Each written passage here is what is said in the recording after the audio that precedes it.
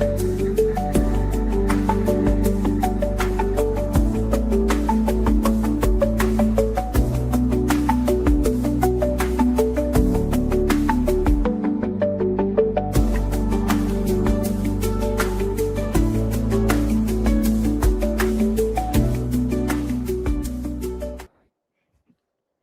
morning, good afternoon, depending on where you're at. I am Dominique Morgan, and we are Fly Nubian Money, where we teach you how to master your mindset and maximize your money. And today we have a panelist with great women and men to talk about our subject today. So we have Mr. Joe, who's a licensed therapist. We have Deborah, who is a YouTuber that's always here. And then we have Dr. Angeline Dean, who is a systems disruptor. And we have Miss Williams Renee.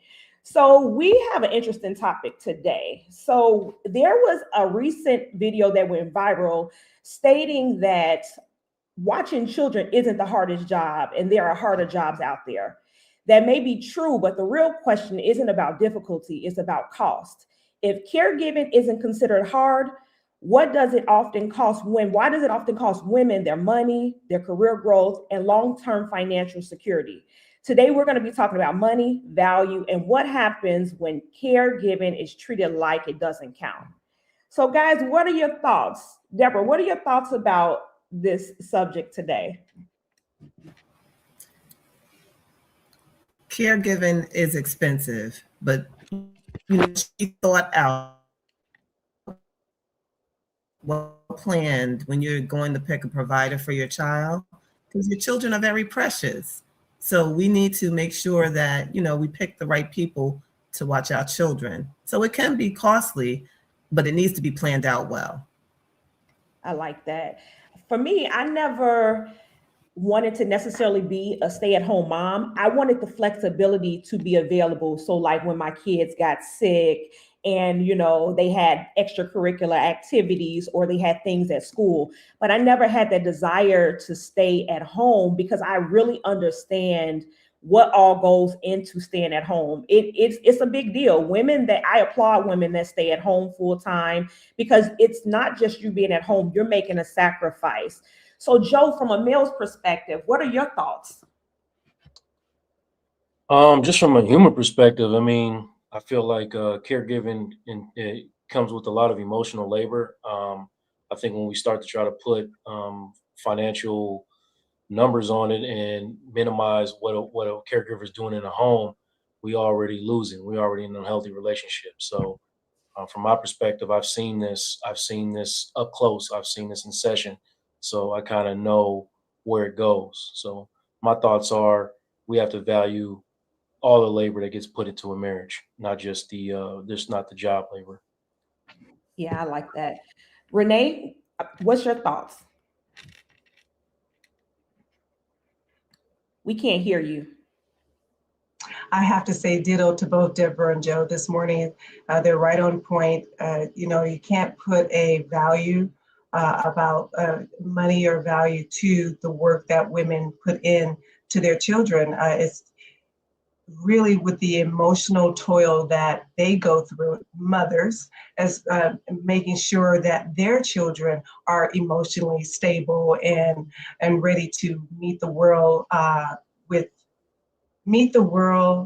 accomplished, confident, and just being there. So that takes a lot, and I think that we should not have to put money on it. But sometimes I can understand when women want to let men know or their husbands know that, look, this is how much it costs. So in addition to what else I'm doing, just be cognizant of what I am doing and value me appropriately that I'm doing for our children. Yeah, I agree with that. What about you, Dr. Angeline? I agree with everything has been said. Basically, like what we're all saying is it's an investment. It's a cost. It's investment. And as Joe said, it is labor. But I also want to give a shout out to those stay-at-home dads now. I know a couple of fathers who are staying home, not just mothers, who are picking up the weight of what is needed in the households as well. Yeah, that's so true. I think we have a quick video. So we're going to look at this video and then we're going to come back and we're going to discuss the video. It's a hard job. And we've even created a culture. Motherhood is the hardest job in the whole world. And this Mother's Day, remember that mom is the hardest job. We've got people gassed up on this idea that like, oh my God, the hardest job in the world is being a mom. And it's like, guys, it's not. It's not. It's not the hardest job in the world. It's an incredibly important job. You could make the case that it's the most important job in the world for sure. But it's the most physically taxing, incredibly. And by the way, it's transient. You're telling me a 2-year-old and an 8-year-old, it's the same gig? No, I had 2 kids. Trust me, 2, really hands-on, really challenging. 8, still hands-on, but in a very different way. 18, not really that hard anymore. Psychologically, maybe you have to be there in different ways and discipline in different ways, but like the hands-on part of it, it's not as difficult. Not a pop.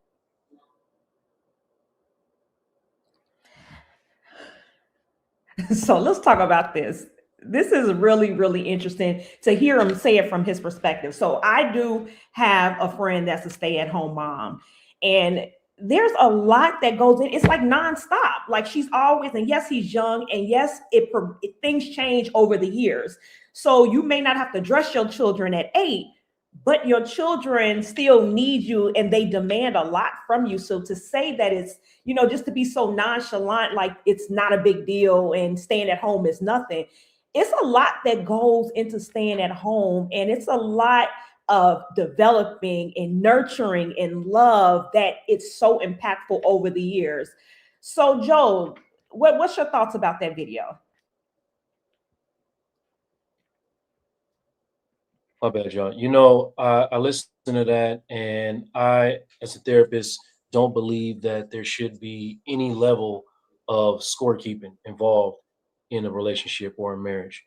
So when I hear that, I'm thinking to myself, yes, motherhood is hard, but we have an appreciation for every role that's inside of a household. Everybody's playing a role. We got to appreciate everybody's role. So what is the father doing? Fatherhood is also difficult. It's not an easy role. And motherhood sometimes also comes with economic duties and economic weight. We have to be mothers and we have to be providers. We have to be fathers and we have to be providers. I think that just minimizes way too much without an understanding of each individual relationship and how roles are played out. And when you say stuff like that, you're just trying to get a response out of women, because that's crazy. So I have another question for you, Joe. So have you, I'm not sure if you're married or not, but have you, your wife or your spouse been able to stay at home, and what does that look like for your household?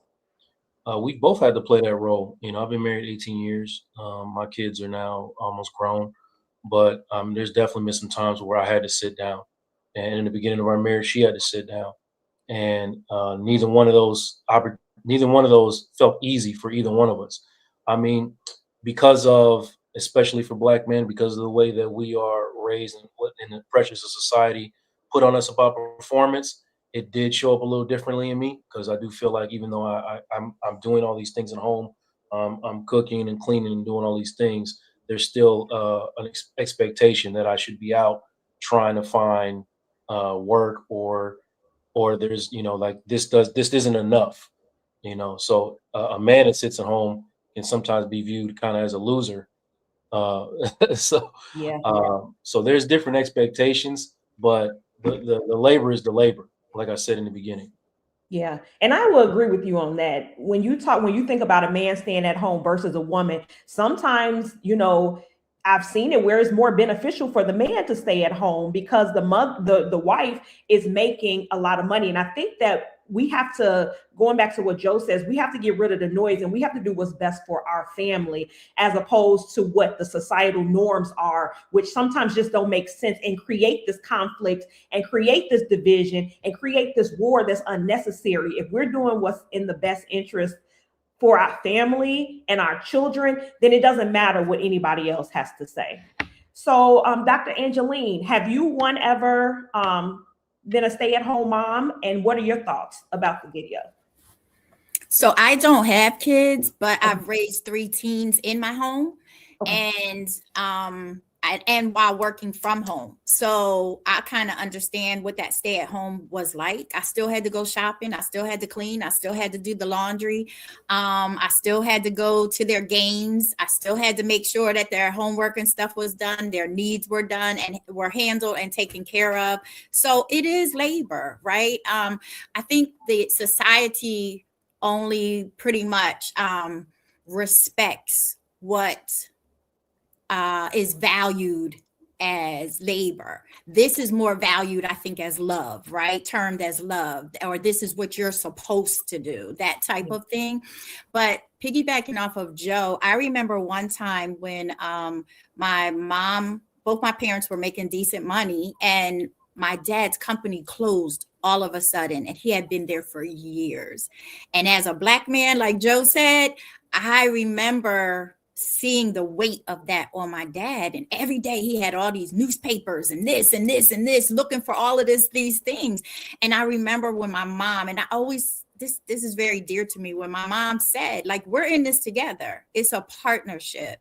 I don't even want you looking at the paper for a month. Go rest, take care of you. We planned in case things happened.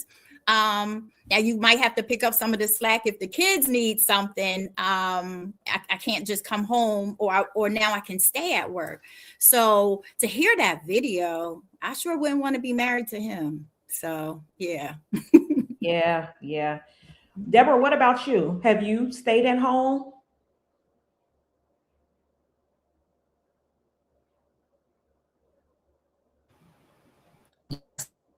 I've had the opportunity to stay at home. I have 2 children, and I did have the opportunity to stay at home with my first and my second, actually, and it was from ages 1 to 3 with my son, and about ages 1 to 4 with my daughter. And it was a blessing. It was a real blessing. I just to see them, in those formative years of, growing up and walking and talking and, doing all of the preschool things, So I cherished those moments. I was very grateful to be able to have that opportunity to do that before, I had to send them to school. And I also chose to work close by where their schools were located. So that way I was able to get to them if emergencies arise. I could get programs at the school. So it was a planning process, and, I was very grateful to be able to do that. Nice. And Renee, what about you? We can't hear you. Today. For the most part, I was a single mom, and I worked a lot. However, because I traveled a lot, I made sure I was able to be flexible and work around my work for anything he had, like school projects and things like that. I never missed, but I was out there. Okay, nice. So I think we have another video coming up.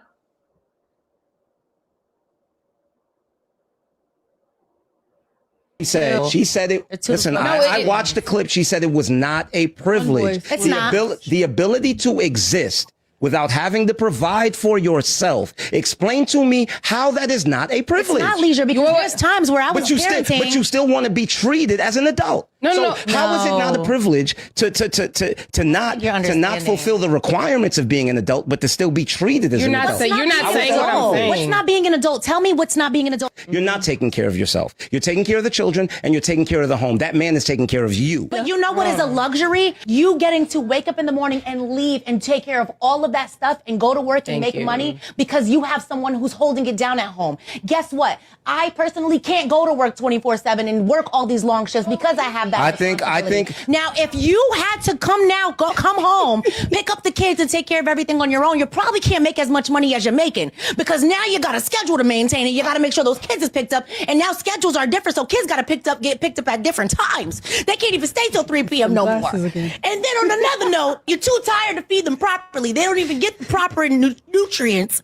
because you got to work and you got to take care of that, and you got to stop and do your laundry. You got to stop and go grocery shopping. And you got to just sweating while driving. when you said being a housewife is not a privilege, I want to know, how is that not a privilege when a man having a good woman and a good wife is a privilege? I think you're taking it literal, though. She didn't say. How can I not? How can I not take it literal? The thing That's interesting.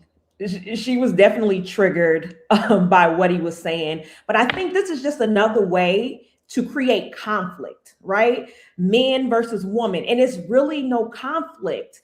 I believe that it is a privilege, and I feel like it's a job. It is a privilege to be able to stay at home if you choose to stay at home, and it is a lot of work that goes into it.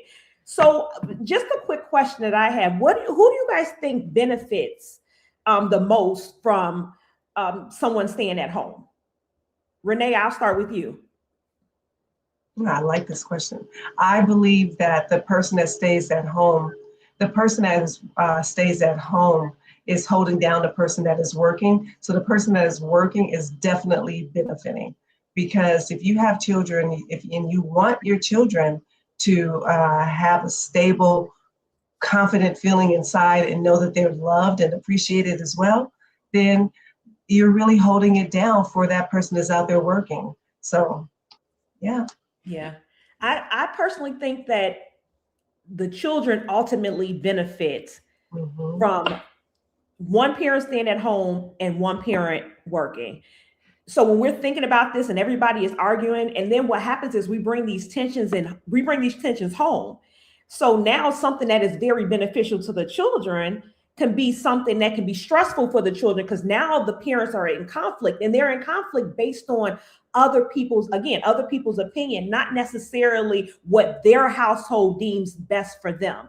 Dr. Angeline, what are your thoughts?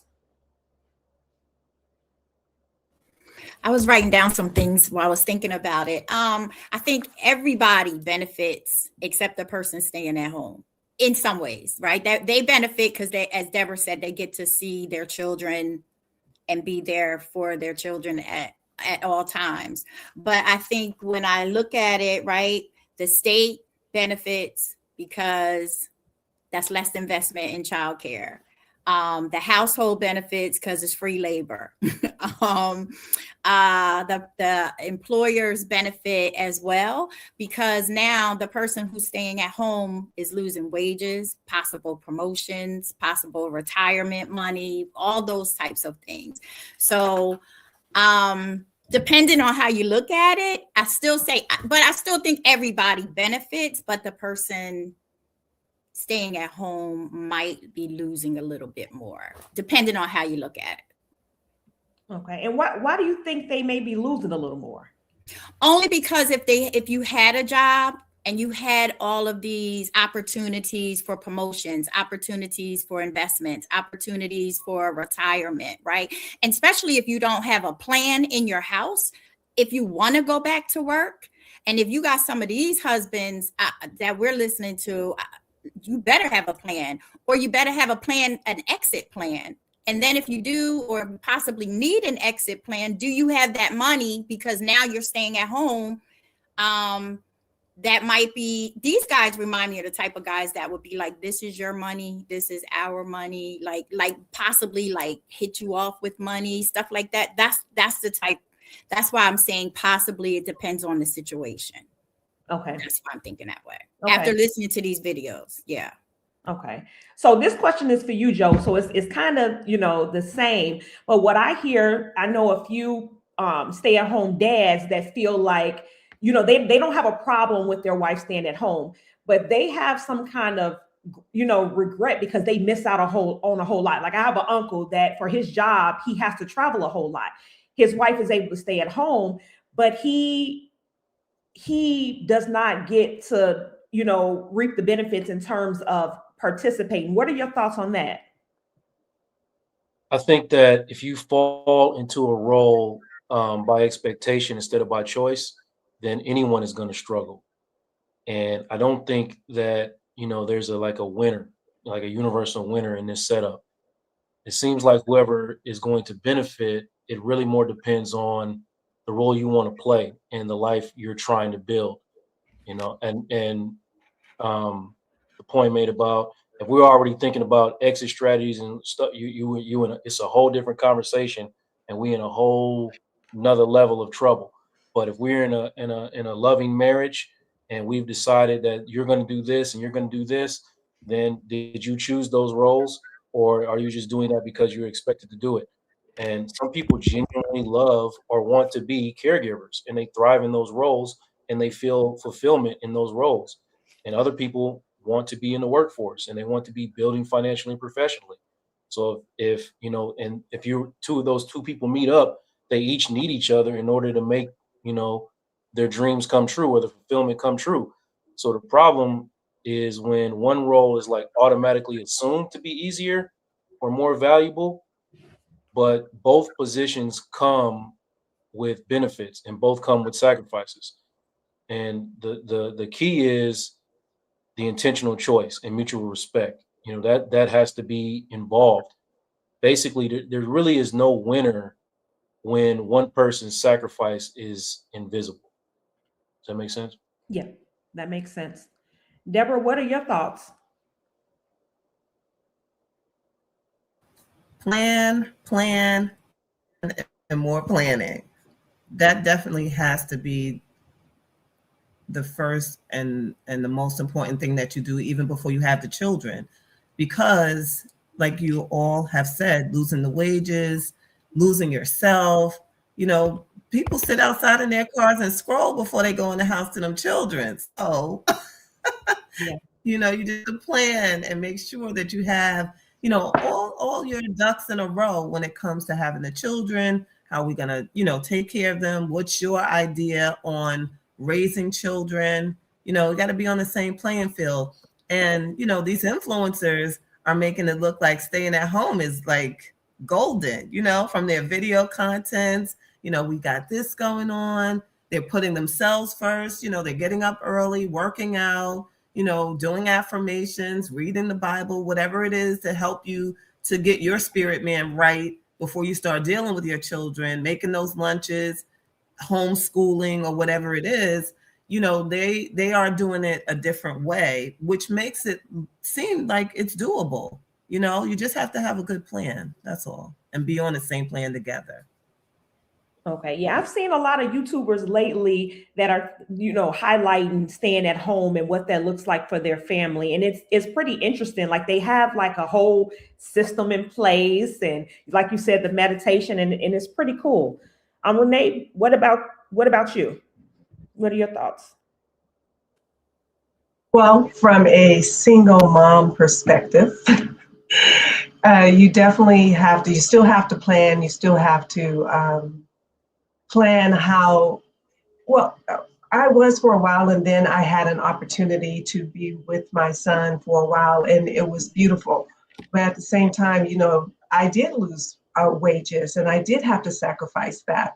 But that was something that I was willing to do to ensure that he was okay, because there's certain critical age points, which I'm sure Joe and the therapist here online can say that, that you definitely have to be there for them at certain points. So when he became, I believe, 13, 14, he started to come acting a little bit weird. So, I knew that I had to take that time off for a couple of years to really plan to be with him. And so planning is crucial. And I did do that. I looked forward ahead, understanding those critical years. And then I took that time off to be with him.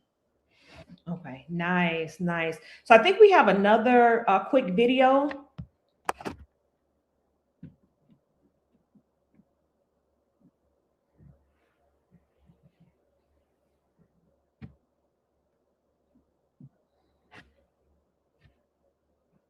To all the stay-at-home moms, I feel like you're lying.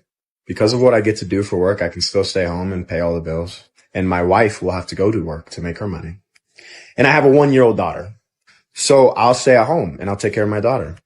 And while I'm taking care of my 1-year-old daughter, I can give her 3 meals a day, change her on time, get her into her naps, play time, arts and crafts time, and still make sure the entire place is clean. And I can clean the whole apartment while watching her before 12 or 1 o'clock. And yes, I know an apartment is different than a home, but I have a 2,300 square foot apartment, so it's not tiny. But I do know that I can just be ignorant to a lot of people's situations. So can someone please tell me, when does being a stay-at-home mom become hard? So it's not the easiest thing, but it's not the hardest thing either.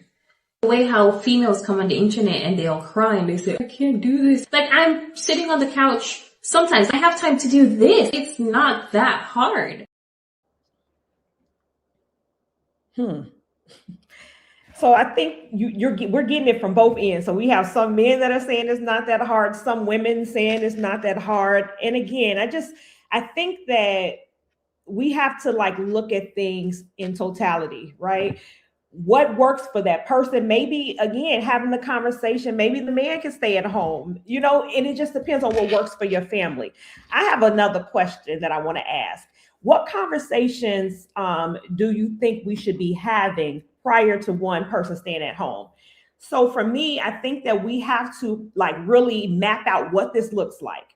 Maybe there's a period of time that we're going to stay at home, right? Maybe I'm going to stay at home from the ages of 1 through 5. Maybe he's going to stay at home. Maybe it's more beneficial for him to stay at home. And we're having those discussions. Also, what does finances look like? Because yes, we're a team and we're together. But I think that we should, to give some independence to whoever's staying at home, maybe we're creating a retirement savings for that person. Maybe we're going to come up with what that allowance looks like. But I think that we should be having those detailed conversations. Joe, what are your thoughts? What conversations do you think should be had prior to the male or the female deciding to stay at home? Well, yeah, I think you're right. I think we should be having real conversations about what the role will cost and what, if anything, will it change. And not just financially, but we need to talk about what it's going to do to us emotionally and relationally. We need to talk about how long this arrangement is going to be, for how much money will be shared. We need to talk about savings, retirement, how all this is going to be handled. That's what healthy relationships look like. That's what we talk about in healthy relationships. What happens if the relationship ends, and both people will still feel, are both people going to still feel valued and supported? And a lot of the conflict that I see in the sessions that I do is it doesn't come from who's playing what role. It comes from all the unspoken expectations and kind of, not having those conversations about, what's next. And when you have those expectations, people don't want to have those conversations up front because they're afraid of losing what they already got. So when we start having those conversations, we start healing a lot of things and having some understanding about who we sharing a life with. Okay, that's good. Dr. Angeline, what's your thoughts? I totally agree with everything that Joe said. Same thing, savings, what are our goals, retirement plan. Same thing he said as far as a timeline and then a reentry plan, like how long, like was said before. Emergency fund access, right? Are we gonna, how much money do we want to have set aside maybe prior as an emergency fund? And even this thing with our money versus your money, like all of those things have to be a conversation. And I know people are saying if there's a healthy relationship, but sometimes in the midst of those healthy relationships, stuff happens, right? All of a sudden, people get funny when they think that you're not doing or putting or contributing. I've seen it happen with some of my own friends. So even some of those conversations are paramount. I like that. Renee, what are your thoughts? It's number one thing, communication throughout the whole from the beginning when you have those endorphins and you're in love or whatever that is at that point. Then when things start getting hard, it's always communication, and then putting in plans around those communications and necessary things. So everyone on here is on point with making sure that we have plans in place and that we are communicating it. Okay. Deborah? Yes, definitely the planning process. No man left behind when you're, going through these types of situations. And just to be healthy and healed, going through this, because someone could feel traumatized while, being at home. So you want everybody to be healthy, the parents, the children. You want them to have a happy life. You don't want to hear the horror stories later. As children are now doing, they didn't like how you parent them and all those type of things. So you want to just make sure you have a great plan in place. I like that. So I'm gonna throw something else out there. Let's and I can speak to this because I come from a family that has a special needs child. What happens when you have a special needs child? So for us, I know how complicated it was. So I had a brother. I really believe that he was autistic, but at that time it wasn't like popular. So he also has seizures. So and I'm talking about on a daily basis, all the time. He was in the hospital all the time. So what are your thoughts? Like for us, it was a lot. It was overwhelming for parents, and my parents were separated, but that's a whole lot. What are your thoughts? And I'm gonna let you guys answer freely, whoever wants to answer first. What are your thoughts in terms of, yes, the children are okay, but what if you have a special needs child? What are the thoughts? What are your thoughts?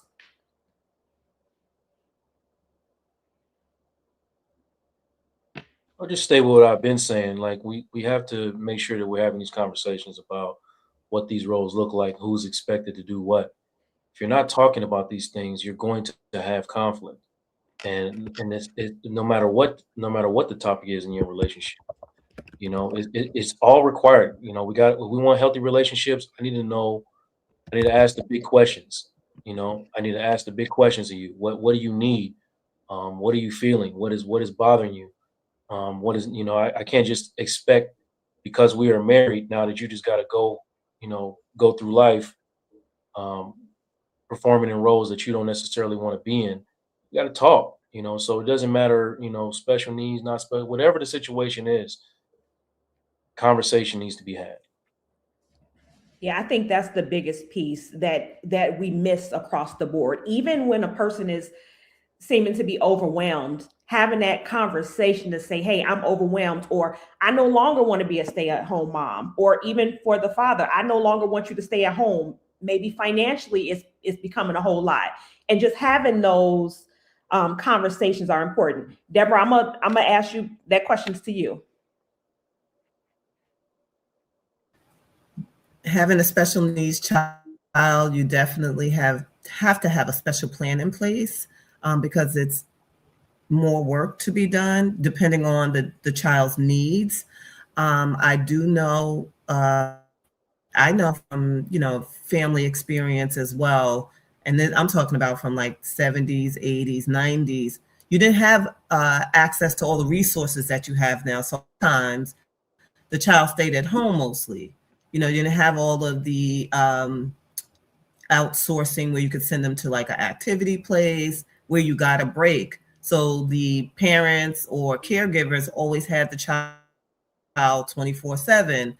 And that's a lot of wear and tear. I know a couple right now that their son is older, and they're finding they're getting older, the son's getting older, and he still has the needs. So they're trying to find, the things for their son, activities, places he can go. He goes to a day program.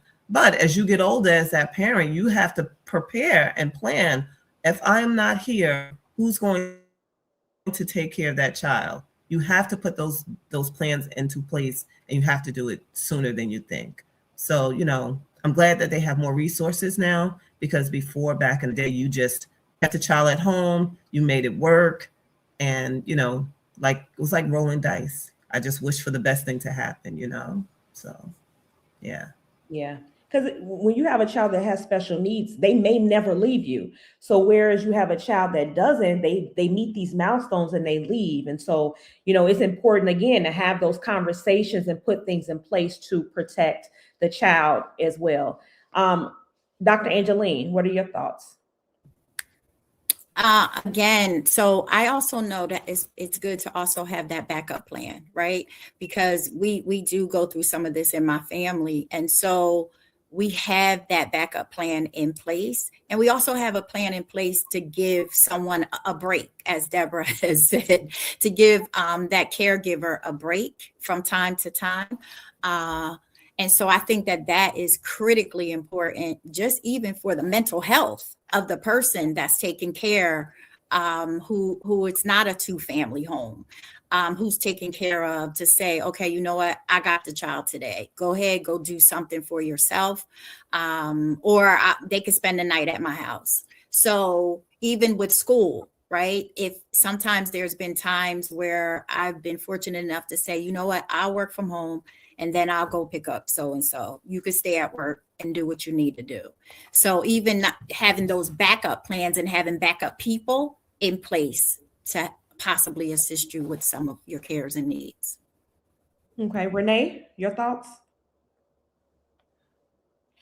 Dr. Angelina, she made a really good point, and that point for me, because I was in my head constantly, is about, well, what about the caregiver and getting a break?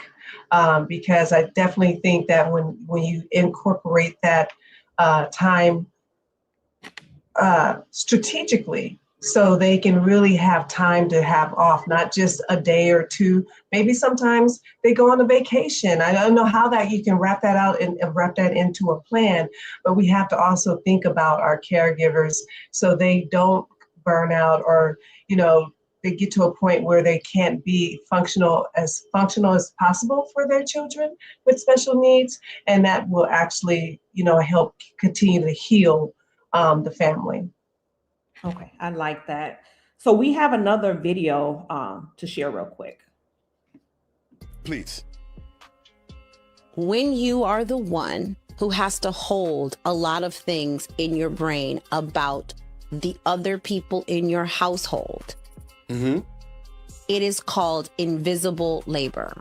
For instance, the person who remembers when people have to go to the dentist, when people have to go to the doctor, when people have to have their checkups, when people have to, when things are due for this date, when things are due on that date, how to sign the kids up for this. And then in order to sign the kids up for this thing has to happen. And if that thing happens, then how, generally speaking, the wife/mother in a relationship has to be several steps ahead, right? And so oftentimes in our relationship currently, when you interrupt a thought, or when you interrupt me reading a book, or when you interrupt these things, I think what you sense is the frustration that I feel like I have, because I don't feel like I ever get the free time that you get, in terms of the being able to just kind of live in my head or live in your head. And I think on this issue, a lot of women were going to have my back on this, in terms of even if it's the division of labor and all of those things. But I would say that the division of labor hasn't always been that way, especially when our children were very, very small. I think things have shifted now, especially because Andrew does soccer and you love soccer. You'll jump up and take him to the soccer game in a heartbeat. Take him to this. You've got all of that because you enjoy that. You enjoy it, right? Yeah. But in terms of what it takes to plan the events, plan the birthday parties. We have our youngest son loves a birthday party. He does. That planning is by default on me. And again, all the other things, it's a ticker tape parade for women in relationships, especially when they are children. As our children have gotten older, I will say that I have done a lot to try to get over what I felt was the immediate. When they are born, typically speaking, the woman does the lion's share of the work, typically speaking. And I have admitted to being very bitter about the fact that I felt like I was immediately thrust into this role of it's all on me. Interesting. So I am not a stay-at-home mom. I do, I work, and I've always worked since my children, were young. But even as a stay-at-home mom, I think we forget about those invisible tasks that she was talking about, making the doctor's appointments, following up with the doctor. I have a daughter now that's in college, and she called me like, Mom, can you help me make an appointment? Those things, making sure they have their school physicals, so when we're thinking about a stay-at-home mom and we're thinking about these invisible tasks, do you think that that still all should fall on that one person? Or do you guys think that, some tasks, you could still share tasks even as a stay-at-home mom with your partner that goes out and work? Joe, what are your thoughts? Oh, wow. I really feel like in healthy households, whatever the ecosystem requires is what you do. But that's a really tough question, because if y'all have kind of made this arrangement that things are going to be this and things are going to be that, and now you're saying that, this is no longer working for you, but that's a conversation again that we got to have as a couple. We got to decide, because if I love you and if I care about you, I don't want you breaking down. I don't want you carrying all of that emotional labor alone. And that's what I talked about in the beginning of the pod, that invisible emotional labor. And most of it is the resentment comes in when the person who's carrying it just feels like whatever they're dealing with is unseen. So some of it can be solved just by that. It's not even about like picking up extra, or you doing my work and me doing your work. It's just about, sometimes, do you see me and what I'm doing? Do you see me? You think it's all about the physical task, feeding the kids and cleaning and doing all them little school runs. And oftentimes with my work, what gets missed is the mental load, the planning, like she said, and remembering everything, and like anticipating everybody's needs all the time. That gets heavy on whoever it is. Whether it mainly falls on women, and that gets heavy. So that job, you never get to clock out of that job. A lot of times when you're the person going to work, you clock out and you go home. You never, ever, ever get to clock out of being that caregiver, that stay home, or wherever. Even if you're not a stay at home mom, you never get to clock out of that either. So I think again, understanding you have to have these talks. And I know this seems like I'm speaking German to a lot of people because they're not talking about these things, but you've got to talk about these things. And I would agree with that. I think what happens is people just shut down and they build resentment over time because they're not having the conversations, and they're overwhelmed and they're frustrated. I got to do this. And, even if you go out and work and you have to do all these tasks, like, okay, I got to remember to do that. I got to remember, because it never ends. So those invisible tasks just keep coming and keep coming and keep coming. And so I think that is important, Joe, to have those conversations. Renee, what about you? What are your thoughts? From perspective as a single mom, taking all of that and having to, birthdays and all, it's very taxing from working in corporate, right? That's another conversation that as Black women have to deal with, the corporate life, and then having to come home and make sure that you're available and planning. It's exhausting. I remember at the time when I was, in a group and something, and then all I kept saying was that I'm tired. That was it. I just kept saying I'm tired. It's nothing else, because you just I was so overwhelmed with all the duties, all the mental check boxes, and then have to go into corporate every day.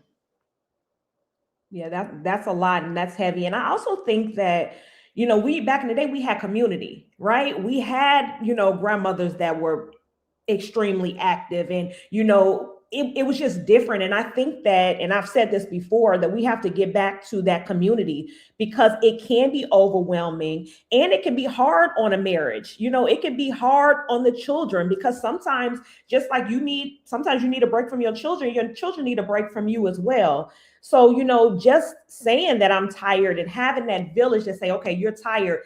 Where can I help you? What can I do to assist you is amazing as well. Dr. Angeline, what are your thoughts?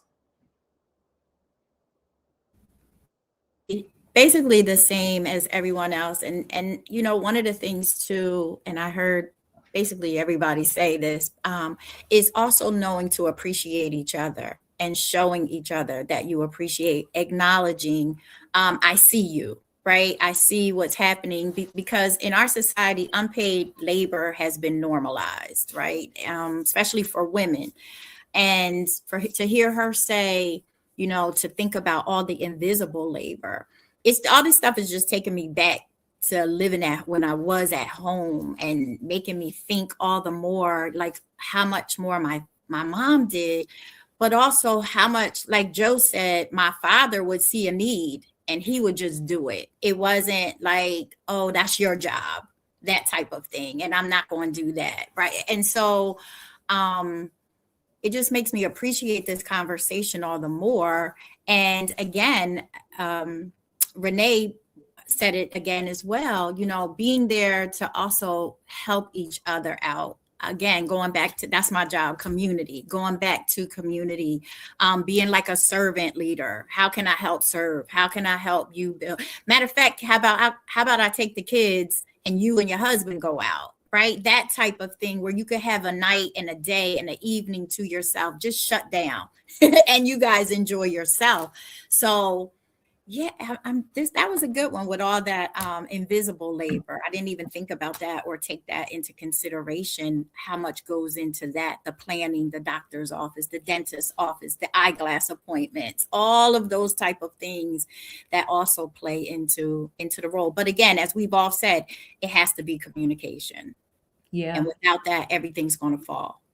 Yeah. The extracurricular activities, getting them to the extracurricular activities. There is a lot that goes into that. Renee, Deborah, what are your thoughts?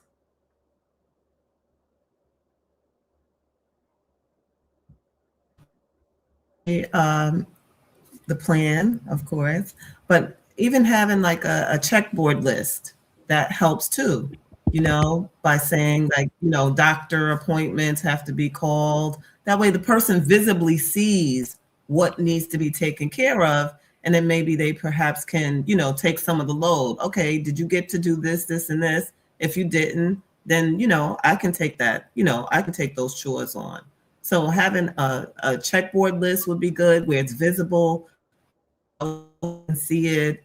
And then they can just jump in and help. Well, I made the phone calls, or I made the appointments. That way, all the weight is on person, So there's so many ways now that, we can make it visible, even, without even communicating it, but just having it up on a board, even tasks and that need to be picked up. If the other person's outside the home, they can go pick up the groceries, or you can place the order and have it delivered. So there's so many things now that we have that's accessible to help take the weight and burden off of our shoulders while we're being caregivers. So, yeah.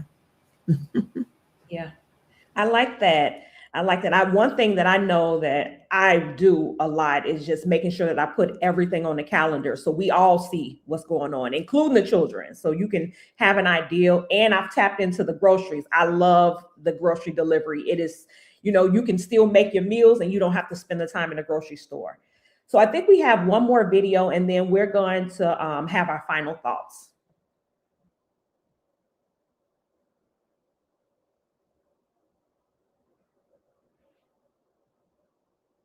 Being a single mother is not hard. Being a stay-at-home wife is not hard.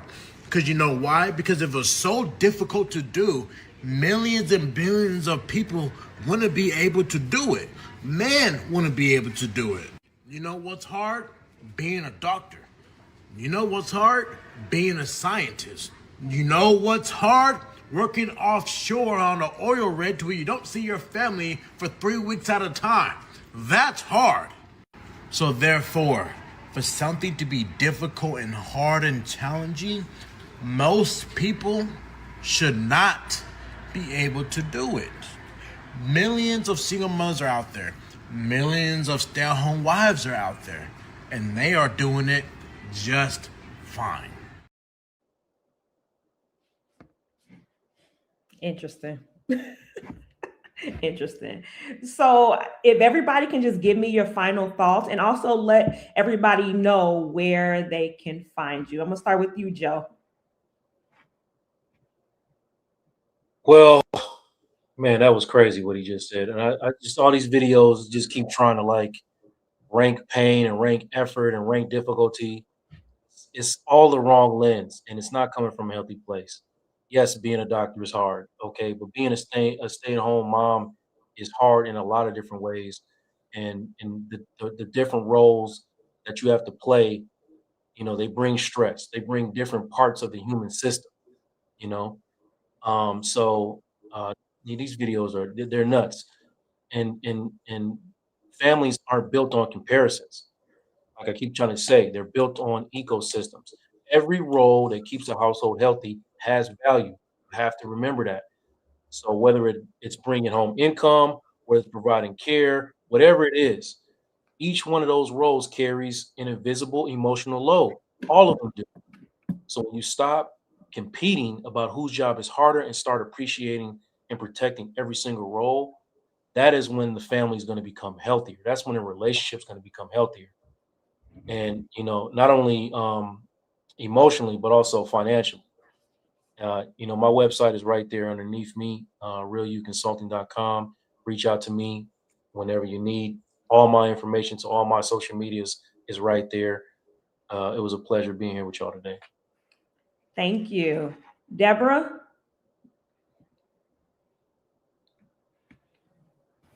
This was a great conversation, a much needed conversation. Staying at home, the person who stays at home, they're actually an engineer. You're engineering your household, you're engineering the things you need to do for your children. I just gave y'all a promotion, those who stay at home. So don't look at it as being labor not valued.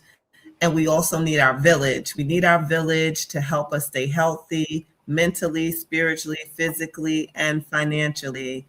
This was a great conversation today. My name is Deborah E. Williams. You can find me on YouTube as Deborah Will Win. Thank you. Okay, Renee?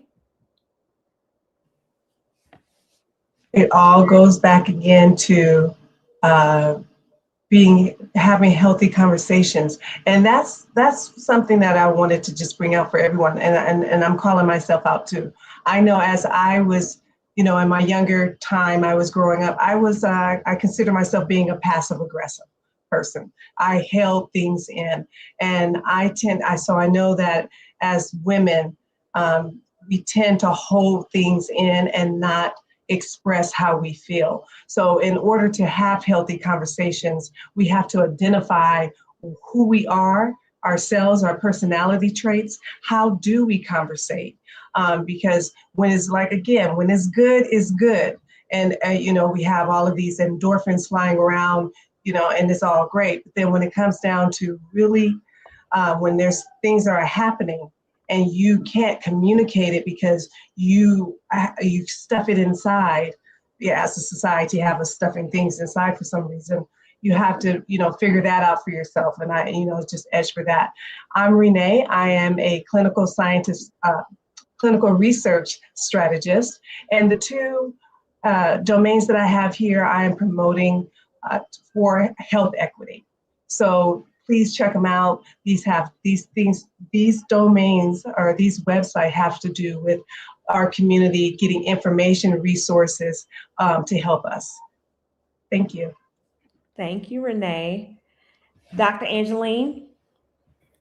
Whew, that was another video to watch. This, as everyone said, this was a great conversation. I'm with my girl Deb. She said they're engineers. I was thinking architects. So we're gonna put them together, and they're gonna have 2 new titles if they want to use them. And I just think that most of these people, I question whether or not they're trying to go viral with some of this stuff that they're saying. One of my thoughts is too, we talked about plan. This is why it's also important to know who you're saying yes and I do to before you even step into a marriage, before you even have the kids, right? Know who you signing up for. Do they value you? Do you have the same thought processes? These conversations, as we've said before, are so vital and so useful around planning. Even when you have your children, most oftentimes we might have like godparents, 1 or 2 sets of godparents. Make sure, like, have conversations with them. What are they able to do? What are they able to contribute? Again, going back to that community, going back to that planning. I am Dr. Angeline Dean. You see, as everyone else said, my website is here. Social media, you can generally find me on Dr. Angeline Dean, #disruptor. And thank you for the conversation. Thank you, Dr. Angeline. So my final thoughts, it takes a special person to basically sacrifice what you have or what you want to do in life to stay at home, to raise your children. It takes a lot of time, it takes a lot of effort, and it also takes a lot from you because you're suppressing things that your goals, your dreams, your aspirations. And so I really think that there needs to be conversations with your partner in terms of what this looks like. And then also people need to understand that things change. So when the children are when they're toddlers, it's going to be different than when they're teenagers. And I think that we have to have those crucial conversations, and we need to have them regular, and we need to have them often. So my name is Dominique Morgan, and you can find me on all social media platforms at the Whitmore Group. So today was a great conversation, and I'm just grateful to have you guys all here. So this isn't about ranking jobs. It's about honesty. It's caregiving removes income and limits financial options. It deserves a real money conversation in value instead of just how hard work looks. It's about what it costs. If you want to keep up with us and if you want to be alerted about what is happening with Fly Nubian Money, you can text Queens to 87948. Thank you guys for tuning in, and we will see you guys next time.